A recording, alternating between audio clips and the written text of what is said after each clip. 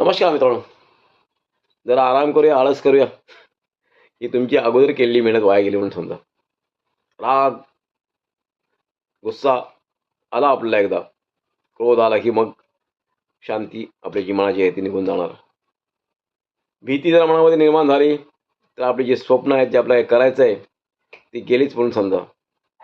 शंका मनामध्ये आली की विश्वास निघून गेला, आत्मविश्वास राहतच नाही. मग इगो, मीपणा, ताठरपणा जर असेल तर तुमची जी आयुष्यामध्ये जी वाढ आहे ती वाढ तिथेच थांबते.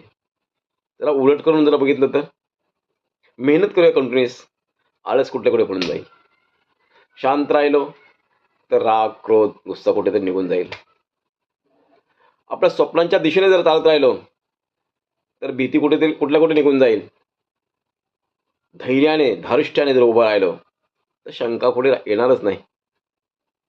आणि वाढीचं जर ध्येय आपण ठेवलं तर इकडे इगो मनामध्ये मीपणा येणारच नाही, कारण सर्वांबद्दल आपल्याला जमवून घ्यायचं आहे, वाढायचं आहे. नमस्कार मित्रांनो, थांबू येतेच.